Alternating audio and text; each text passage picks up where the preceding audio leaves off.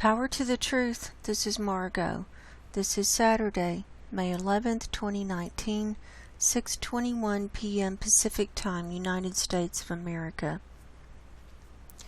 So if people have not seen Nostradamus's latest show about the sulfur dioxide and out of the Arctic, and he found the source of it and pinpointed it on NASA Worldview and everything, I recommend you watch his show. It's Phone Age News number 7. Watch his show. It is excellent and brilliant, and I give him kudos for that. And we've worked together on this as a team, and he took it one step further than I did and was able to see the plume over the snow and ice. So, because it's a dark plume that's rising up.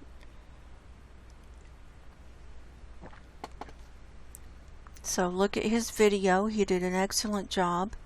But in the meantime, we have a new release here today out of the Arctic. This is the Arctic view. This is sulfur dioxide at total column.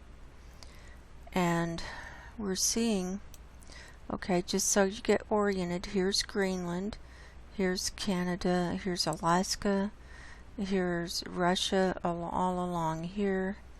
This is Novaya Zemlya. Here's Norway down here. So what we're seeing is this exclamation point signature, like what I see before we have an explosive. It's like an explosion of the sulfur dioxide. That's a huge force that comes up before we see earthquake activity. And we did have an earthquake in the area up here today of 4.8, not too far from where we've been seeing the release of the sulfur dioxide, seeing ground zero on that. So I'm going to show you that today too. So we're going to look at sulfur dioxide first, and then I'm going to show you, I've got a little animation of the Arctic sea ice. I'm going to show you where we are with that. Then we're going to do some news on Oroville, the Oroville Dam, the lake levels, and forecasts and stuff like that. And then we're going to do an earthquake report. So it's going to be a full show. So here it is from today with it gathering at total column over the Kara Sea, where we've been seeing a lot of methane release. But it originated down here. And so when we see total column or it going up like at 500 HPA where it's gathering so densely, that's the particulates, and they went up really fast with a huge burst up to the higher levels of the atmosphere. That's when you see something like this pop up. But if it's a steady release, you'll have something like this over here in Alaska. This is like a steady release. So when we look at 500 HPA, again, it's gathering up here over the Arctic because of the way the wind blew it as it popped up.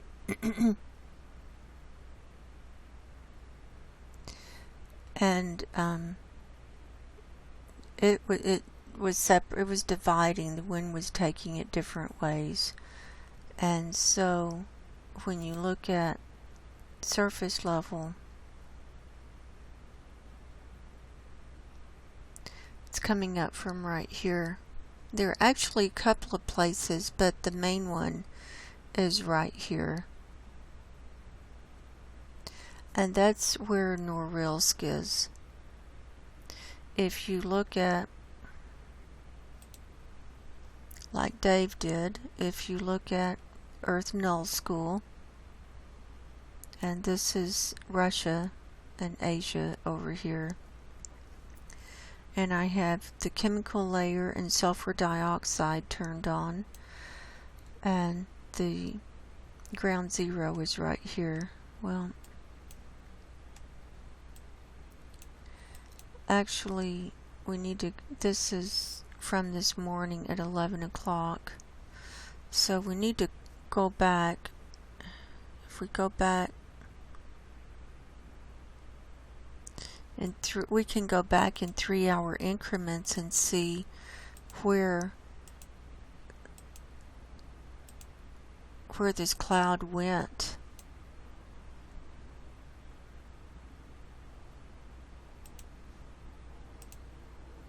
See,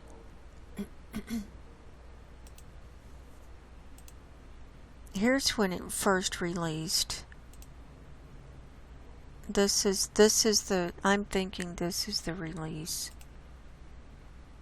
Right here, where it's so dense. That's 550. And, but again, at surface level, it's hard to catch it at a high level at surface because it goes up so fast. And then when you go forward in 3 hours, so this was at, actually this was May the 9th. Let's go UTC. That would have been May the 10th at 0. So if we go forward a day, here it is. This is what it looks like on cams. This is similar to what we're seeing on cams, the shape. Let's go back to total column. It's a little bit different shape, but we can see that it goes up there. Remember, this is at surface level here, and then if you go to particulates and click on sulfur dioxide, you can see the shape better of the particulates. And what CAMS is actually measuring is the sulfur dioxide and particulates as they go up through the different layers.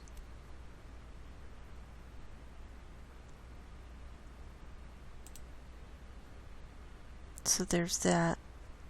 And then when you plug in the coordinates, it ends up to be right here in the Norilsk area. We've seen this red lake. We've seen, this is the smoke rising up from the facility. But here's ground zero over here on Google Earth. Here's Norilsk over here. But when you go on NASA Worldview, it's at a little bit different place, but it's all the same area. And this is all part of the Siberian traps and the old lava fields and all of that. So there's that. So I'm going to leave this.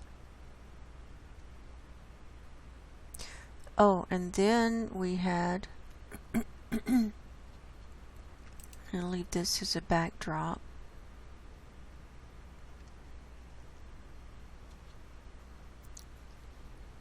Before we get too far off, while we're looking at this, I want to show the the earthquake that happened up there today. Did not show up on USGS, but it did show up on Volcano Discovery and on EMSC.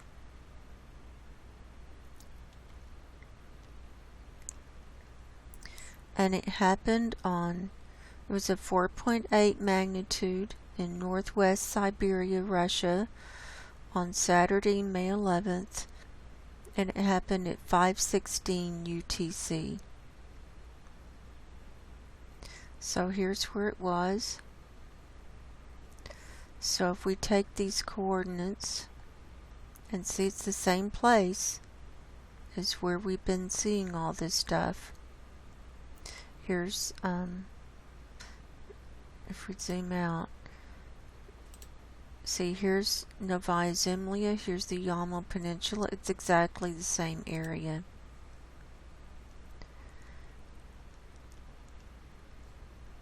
So if we take our longitude and latitude,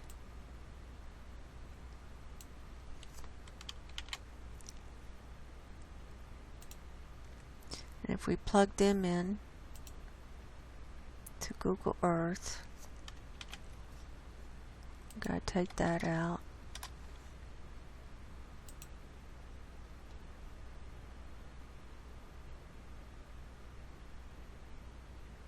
I don't know why it didn't do a marker, but it's right here, right there in that area.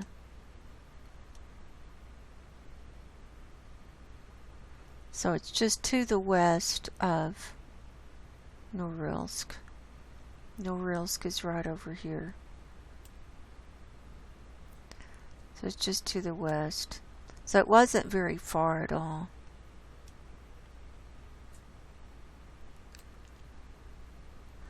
So there's that.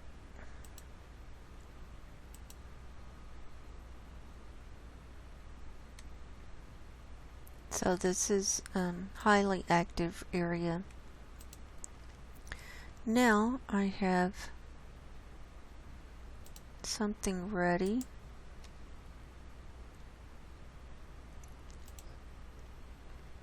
This is an animation that I made from NASA Worldview. This is the Arctic sea ice. I did it from starting on April the 15th through May the 8th. I made it yesterday. And this is the concentration and the extent. And we can see, so here is the beginning of the time period. And this is in April, and with each day, you can see the concentration going more blue, which means it's thinner. And you can see it really thinning out over here on this west side, and there's a hole that actually develops up here in the Chukchi Sea, right up here, and we've seen that when we've looked at the sea ice. And we can see the thinning and melting around Greenland and around Svalbard, and also around Novaya Zemlya. And then, of course, here in the Bering Strait, it's pretty much ice-free now. So this is not healthy sea ice at all. And considering we're just heading into the melt season, it doesn't look good at all. No matter what anybody says, it doesn't look good. And we're already seeing the effects of having much less ice in the Arctic with all the strange weather and the jet streams going all over the place and the temperatures being off and everything. So just remember, we can have a total collapse of the environment and still have a little bit of sea ice up there. So I just wanted to share that with you. But it's not healthy ice. So there's that. Now, I want to get into some things on Oroville.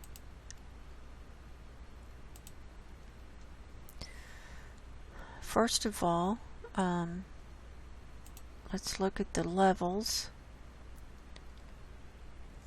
I just got the levels. Let's look at this in Excel. It's a little bit easier to see. It's a little bit bigger. And this is since 7 o'clock this morning. Right now, at 6 p.m. or 1800 hours Pacific time, the lake level is at 888.71. And I've been logging this on the hour, and it started at midnight at 888.49. So if we get our calculator, 888.71 minus 888.49, so far it's gone up 0.22 feet, so not quite a fourth of a foot, so not quite 3 inches yet.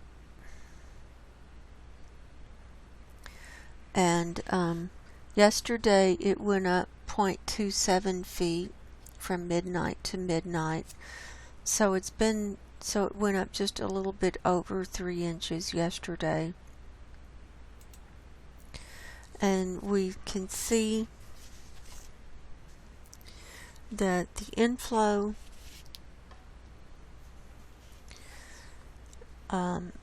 it's been around 10 to 11,000 cubic feet per second, and then at the 3 o'clock reading it was 13,293, and then at the 4 o'clock reading it was 13,499. So it's a little higher on those two readings. And then it went back down. On the 5 o'clock reading it was 11,671, and on the 6 o'clock reading it was 11,262. And the outflow from, and it's mainly the Hyatt power plant, is about 9,500. So it's still, the outflow is still less than the inflow, so the lake level is still rising even though it's slowed down. And they're expecting some weather there in the next few days, and I've got some forecasts to show you. Here it is for the daily data. You're welcome to go to the California website and look at all of this stuff from the DWR. And let's refresh this. Let's see if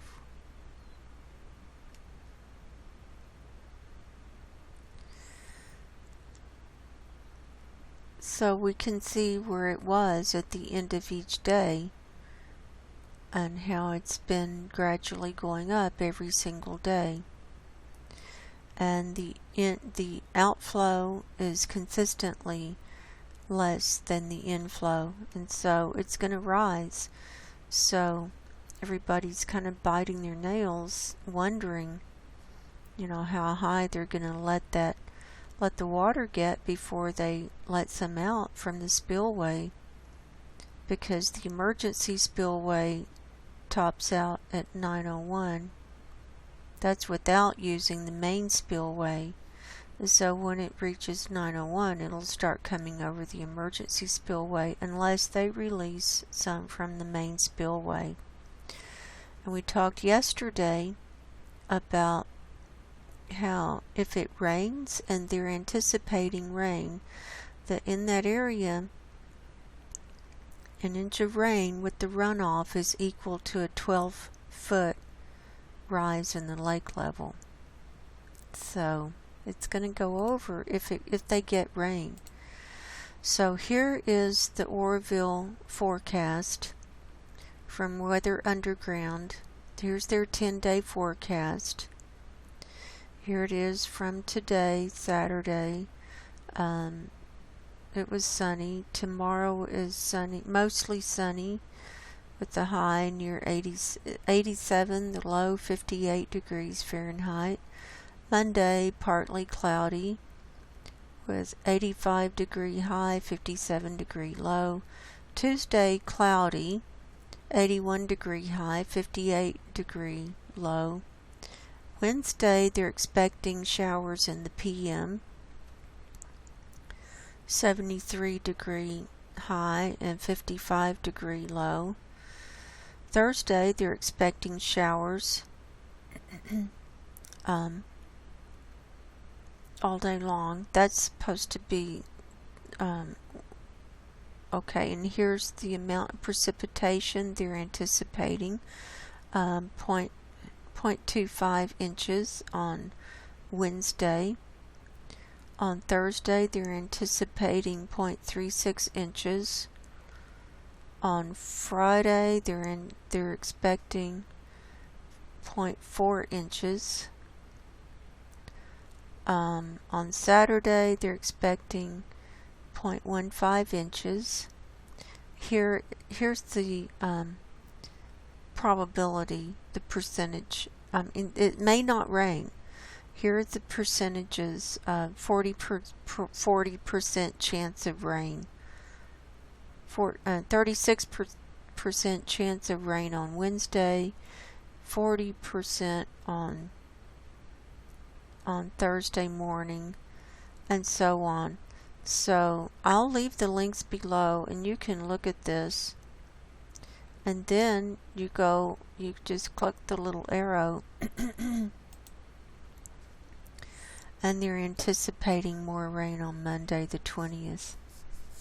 Oh, okay, we had Saturday. Sunday, there are showers with 0.22 inches of rain. And Monday the 20th, showers with 0.15 inches of rain. So, it's not rocket science. It's just not. So out of all of that I'm thinking they are going to get some rain. And here is the California. Here are all the reservoirs around the state. Here are all the dams and the lake levels, the reservoirs, and what percentage they're at right now. So here in Northern California, this is Oroville, and they're calling it at 95% capacity. And if you click on it, it'll take you to the one page about it. It's at 95% of total capacity. I guess that's to the top. It's at 115% of historical average for this date. So it's over what it normally is in the past. It's over 15% of what it normally is in the past on this date. So they don't have much room. And then we have upstream, we have Shasta. Here's Lake Shasta, and they have a dam up there. It's at 94% total capacity. We can see, here's the red line, and here it is above that, and the red line is historical average, and it's at 109% of historical average for this date. So it's almost full. Then this one up here at Trinity, up north, it's at 94% of total capacity and 112% of historical average for this date. Then there are some others to the east that are not on the map here. And they've got a whole set of levees and all this different stuff. But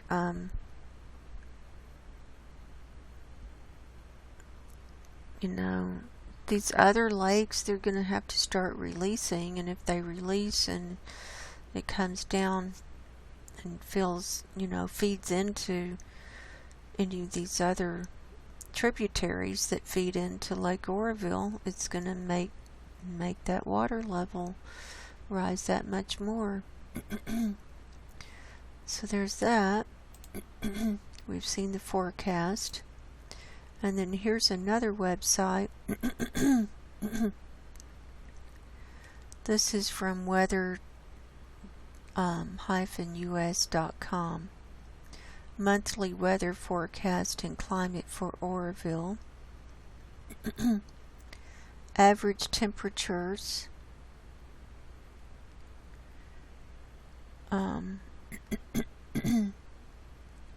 Let's see. Average rainfall. They average historically an inch of rainfall in the month of May. They haven't gotten any rainfall yet this month. But if it rains like it's forecast next week, starting next week, they're going to get more than an inch. So the low months for rainfall are May, June, July, August, and September. Then it starts coming back up in October, November, December, and then it's high in January, February, and March. Of course, they're getting a lot of snow then too, and that equates to rain, to water. So here's a chart, average rainfall days. So in May, it can be four rainfall days according to this chart, and then June 2 rainfall days.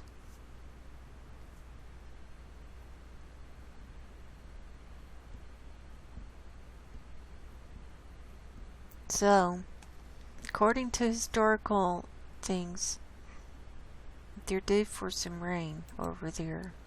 They're probably going to get some.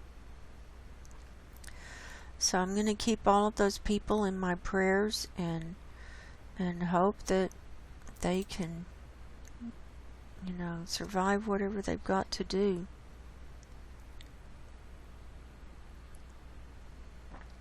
And everyone needs to use your inner guidance on what to do, whether you feel like you need to leave or pack up and have a plan at least, because once they tell you to evacuate, the roads are going to be crowded and it could be hard to get out. So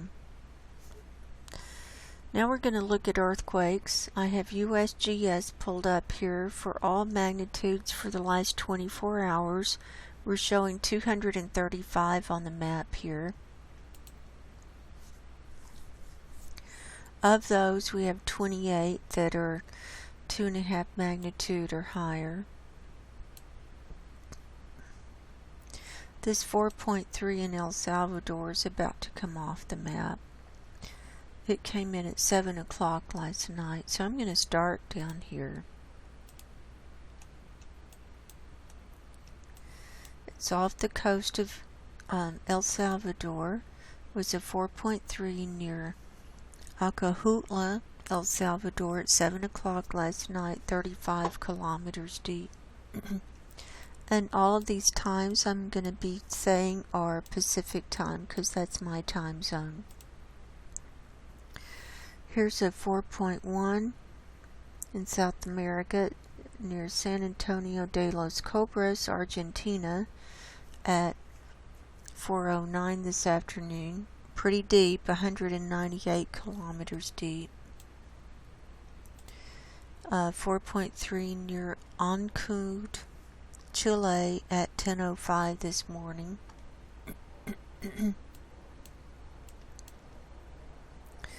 And then coming across the Pacific, here's one just north of New Zealand, a 5.4 south of the Kermadec Islands, but it's just north of this northern island here at 9:06 this morning, 73 kilometers deep. Then north of that, a 4.5 near L'Esperance Rock, New Zealand. This one happened last night at 10:23 p.m., 363 kilometers deep. Next is this 5.0 near Tadine, New Caledonia at 10:04 last night. And then coming on up, here's one on land at Papua New Guinea, right on the coast of 5.1 near Condrian, Papua New Guinea. This happened today at 1:13 this afternoon. See the little wave? We're going to see if we have a tsunami warning with this.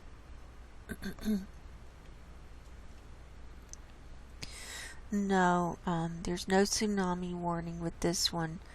The last one with the tsunami, any kind of tsunami statement, was from May the 10th, and that was in Alaska. So they're okay on that. But that would be big enough to cause damage, definitely. Next is a 4.7 near Dobo, Indonesia at 6:32 this morning. Next was another one on land of 4.6 near Tilamuta, Indonesia at 4:43 this afternoon, 111 kilometers deep.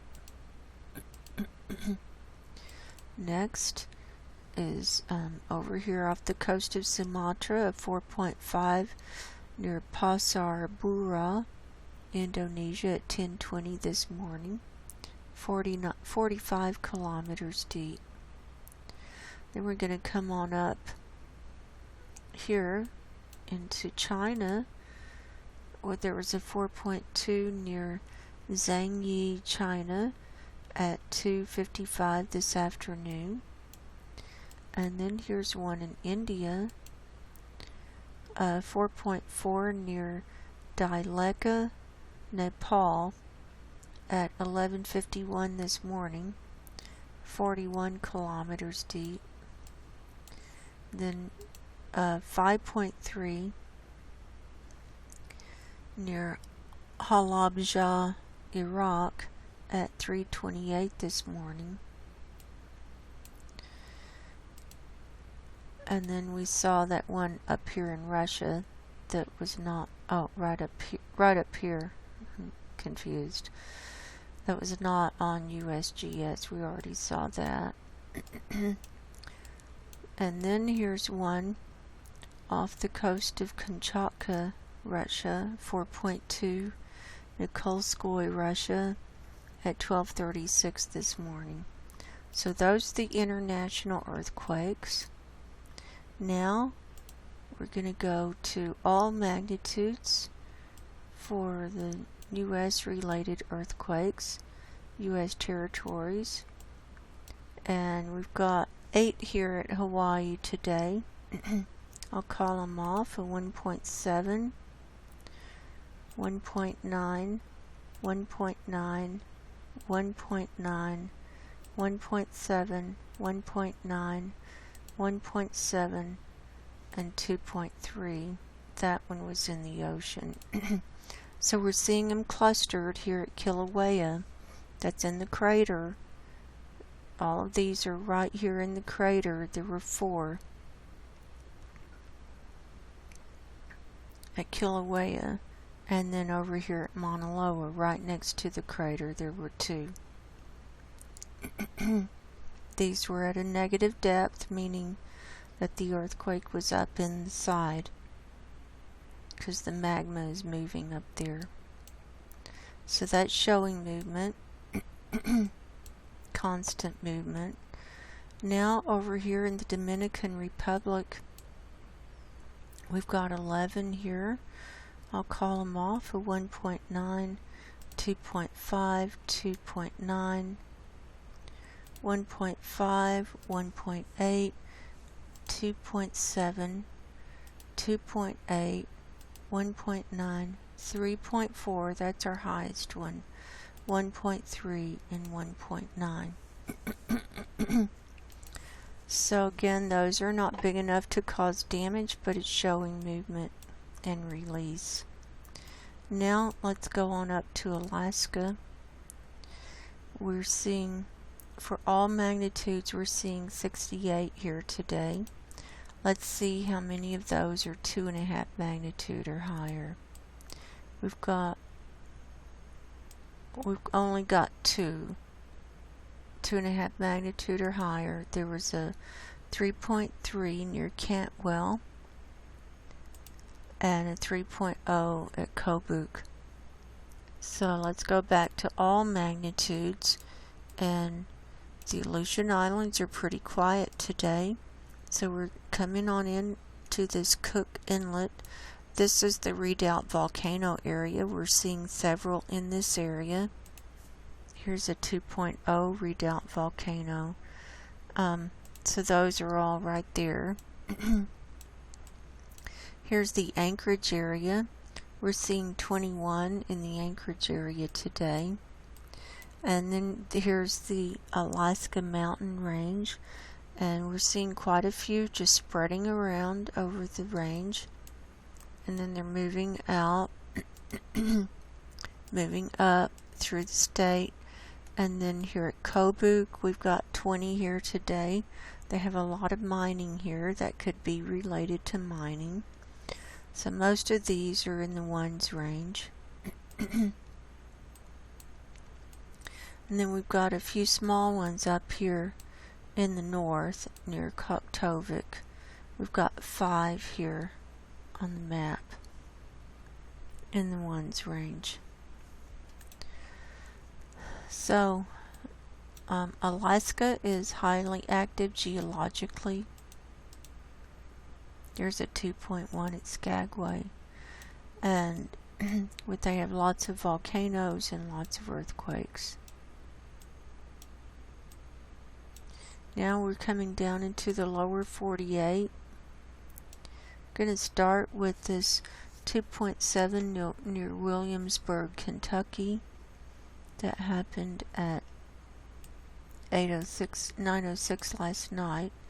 Then a 2.8 near Lindsay, Oklahoma at 2:16 this afternoon. Here's a 3.0 that's getting on up there near Plainville, Kansas at 7:06 this morning.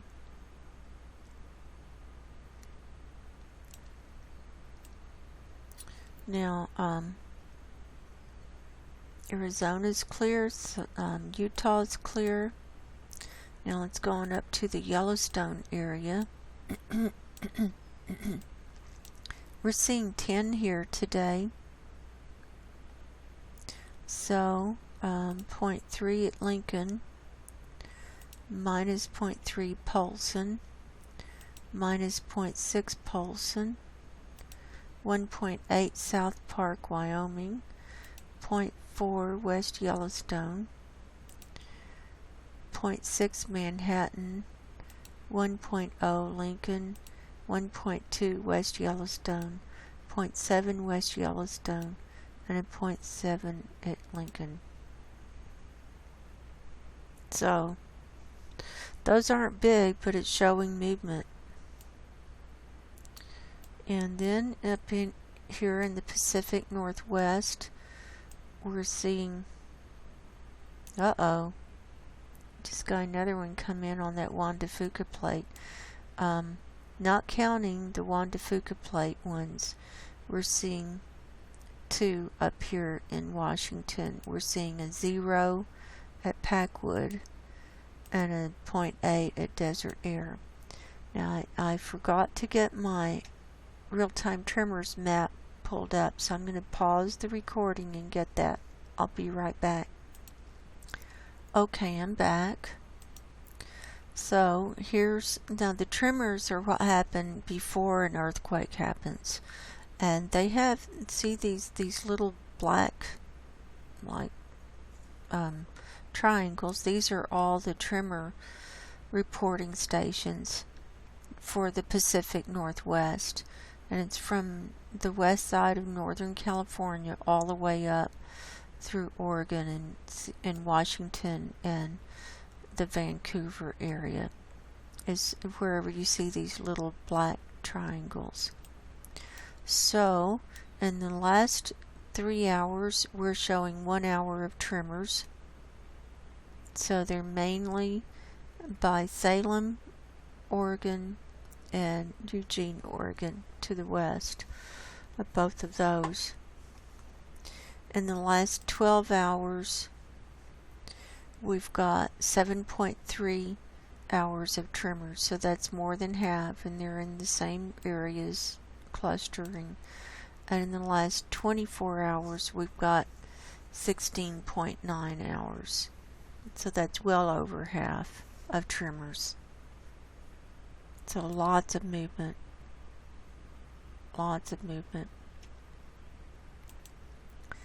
So that's up here in these areas. Right up here is where those tremors are. And so we can see these two earthquakes over here on the Juan de Fuca plate. Here was a 4.0 that came in today at 3:11 this afternoon, and then a 2.5 that came in at 3:44 this afternoon, same place. So this is what we're watching. This is the Cascadia subduction zone, and so this is the Juan de Fuca plate, and as it moves, it's making this Cascadia subduction zone move. One's going up and one's going down. And then this is the San Andreas fault line, and so everything triggers everything else. So here's one, 1.8 near Covelo, that came in at 5:55 this morning. I think we saw one here yesterday too. Let's go over and look at Nevada next. We've got one southwest of Reno. This is in the Mount Rose area, a 0.3 that happened at 8:52 this morning. And now remember, it is the weekend, so the earthquake makers are at home. They're supposed to be at home. So we probably won't see like explosions and quarry blasts and things like that. Those usually happen during the week, and when we see a bunch of those, it causes a lot of earthquakes. We can see the difference in the number of earthquakes here in southern Nevada. We've got this one, minus 0.3 near Beatty, and a 1.0 near Warm Springs. And that's all in southern Nevada. And then we've got a 1.1 near Tonopah, and then we've got these three. One, this is near Gabbs, that's a 0.8, a 1.1, and a 1.1 at Gabbs. So Hawthorne has gone quiet, and Austin has gone quiet. So makes you wonder if those were as a result of something, some kind of tunneling or boring operation. I don't know. I mean, because that was during the week that all of that activity was happening, and now it's the weekend and it's all quiet. So here at Mammoth Lakes, we've got three. We've got a 1.1, a 1.2, and a 1.2. Then we're coming on down, and in the Coso Junction area, I'm going to include this one too. We've got 28 here today. So this is a 0.6 near Kernville, 0.6 near Ridgecrest, and a 0.9 near Searles Valley. So if we zoom in, we're going to see these stacked up here. So there's 26 right here, all at the same place. See how they're just stacked up there? So I'd say there's an event going on here at Coso Junction. 25 right there. They're small. Most of them are ones. Here's a 2.1. That's one of the larger ones. Let's see what's 2.5 magnitude or higher down here. Nothing at Coso Junction. There's one up here. 2.9 at Tres Pinos. And a 2.5 in Baja at Delta. So we'll look at those in a second. So definitely something's going on at Coso Junction. They're small though, but small ones add up. Small ones can lead to large ones. That's what we've seen. That is definitely what we've seen.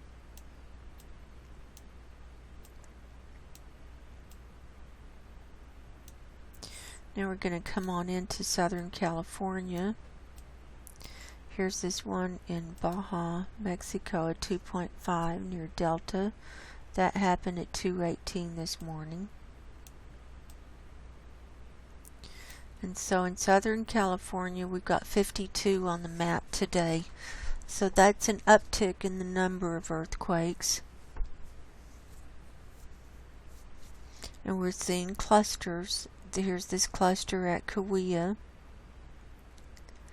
See, that's a little higher. There's 17 in the viewing area here. Then there's another cluster up here near Angua. I think it's Angua or Anza.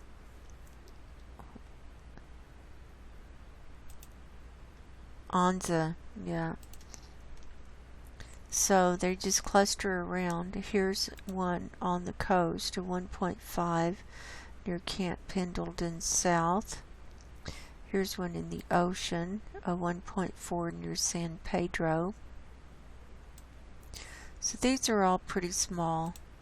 Here's a 1.5 at Julian. So see, no little triangles, I mean not triangles, but diamond shaped signs for quarry blast. So the earthquake makers are at home. So most of these are ones and under. So showing movement. And this red line is the San Andreas fault line that runs right through there. Now let's start coming up. Here's a 2.1 at Grapevine. What was this one? A 0.9 Los Angeles. Well, it's a little bit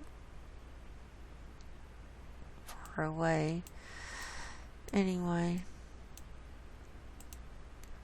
2.2 New Idria.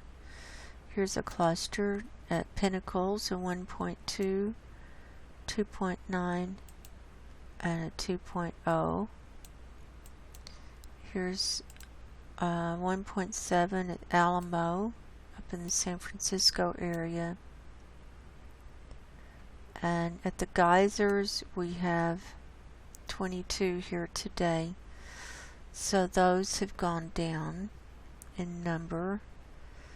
Most of these are ones and under. So we saw that one at Tres Pinos, 2.9. And we saw this one at Covelo. So I think that's a wrap. I'll zoom out and see if anything else came in that we need to look at.